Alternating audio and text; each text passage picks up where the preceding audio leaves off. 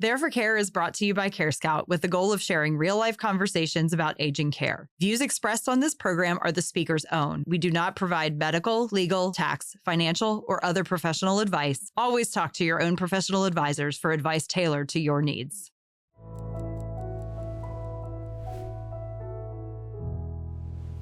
Welcome back to There for Care by CareScout, a podcast all about navigating aging care, whether for yourself or a loved one. My name is Katie Boyles, and our guest today is Jessica Donahue. She is a licensed clinical social worker who specializes in dementia, and today we're going to talk about caring for a loved one at home who has dementia. Thank you so much for joining us. Thank you for having me.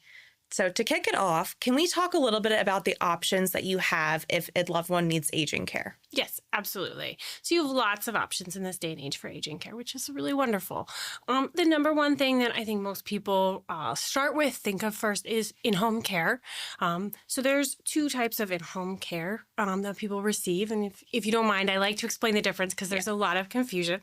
So skilled care is kind of rehabilitative care in nature. It's often ordered by a discharging doctor after a rehab stay or maybe a fall or a hospitalization. And those are those kind of skilled services like physical therapy, occupational therapy, maybe a nurse for some wound care that come in for a little while and kind of boost somebody back up, get them back up to their baseline. And those are generally covered by someone's medical insurance. The other type of care is custodial care. And that is really like a day-to-day care for somebody at home.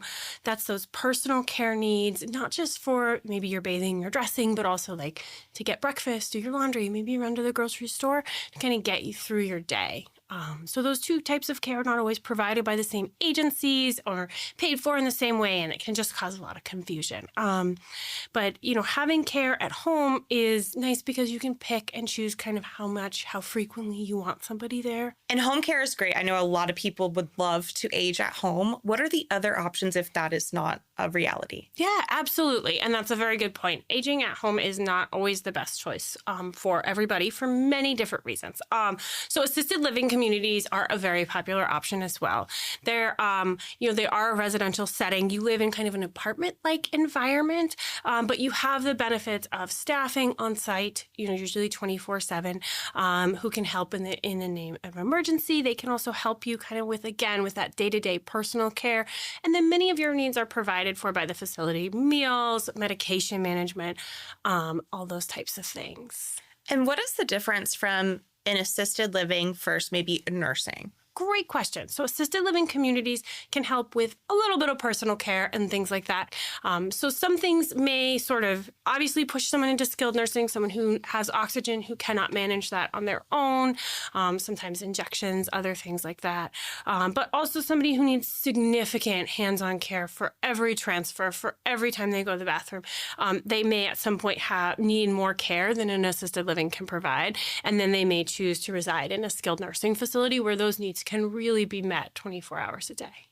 And what kind of considerations does someone need to take if you are dealing with a loved one who has dementia for the place where they need to have care? Great question. So depending on how your loved one's dementia has progressed and what their needs are, you may find that they can be met by any of these types of care that we have talked about. But assisted living communities in particular, many of them do specialize in what's called memory care. They have memory care units, or there's even facilities that are entirely dedicated to memory care. And those facilities, they tend to be secured, which means it's locked, I can't leave, which can be really important for safety. But they have a higher staff ratio, and their activities, even their meal prep, are just geared to people who have a dementia diagnosis who may need a little bit more support, maybe simpler instructions, a simpler plate of food, to really be successful. Now, if somebody is not at that stage yet with dementia where they need to go into a facility, what are some tips that you can give to the people here for if they have a loved one who is at the home? Yeah.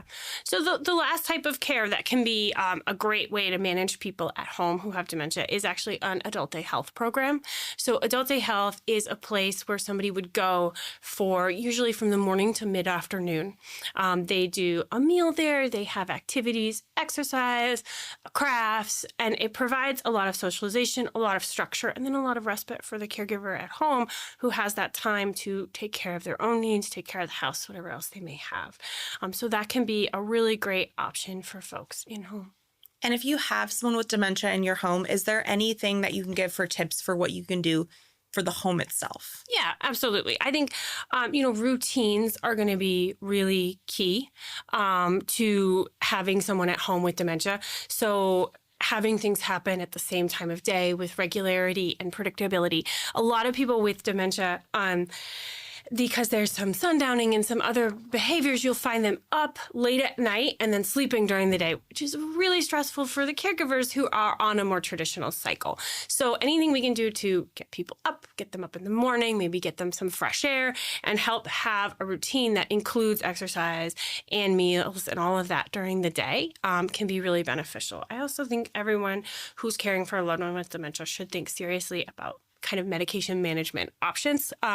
Medications can be really confusing even if you don't have dementia for somebody who may take a few. So not just the pill box, but looking into some of those medication management tools, those automatic dispensers, blister packs, things like that, that can really help in terms of that. And then, I think it's really important to still allow your loved one to do as much as they can for themselves, right? It's sort of easy to want to swoop in and take over and I've got it.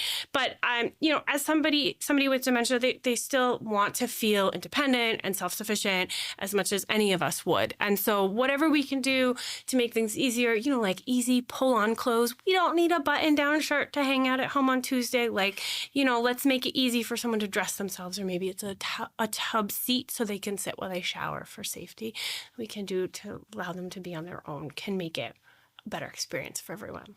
And what you're describing sounds a lot like person-centered care. Yes, can you describe what that is? Yes, absolutely. Person-centered care is really seeing somebody as a whole person and not just the focus on their disease and their physical impairments.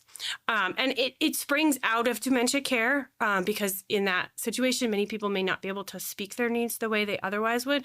But I think it's really valuable for anybody.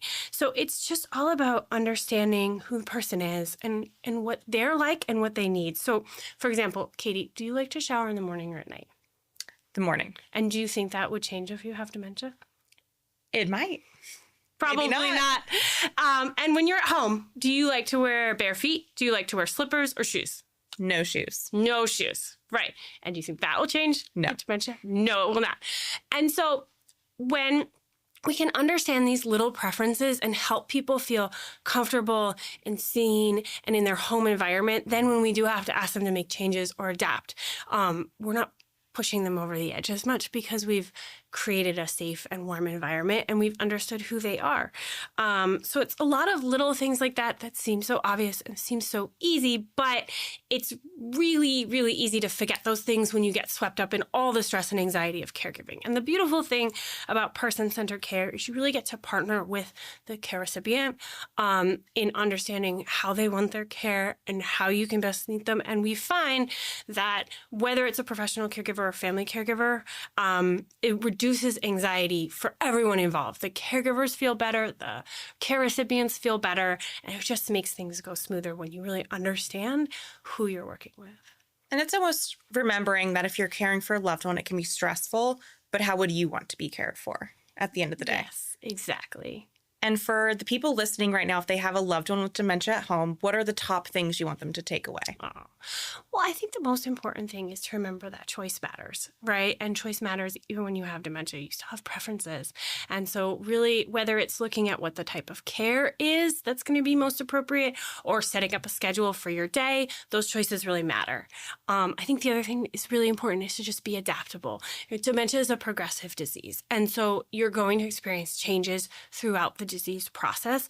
And so if we're going to be successful as caregivers, we need to adapt and recognize this isn't working anymore. So what can we do instead? And then I think the other thing I always say to caregivers is you're not alone, right? There are 5 million families in America right now that are affected by dementia. And getting help and support no longer means you have to go sit in a church basement on Wednesday night and go to a support group. They're still there if you want them, but there are so many beautiful socialization opportunities for folks with dementia and their caregivers now, or educational classes for caregivers who would prefer to learn that way. There's so many options, so reach out. You're not alone. And for someone, you said there's so many options. Where could someone start if they don't know where to look for that? Yeah. The Alzheimer's Association has a really beautiful one-door 800 number that will help you sort out what's available in your area, what's available online, and sort of get you started with any support that you might need. Well, thank you so much for joining us and sharing more about how to care for a loved one at home with dementia. Thank you so much for having me. And thank you for joining There for Care by CareScout. Be sure to like and subscribe, and we will see you next time.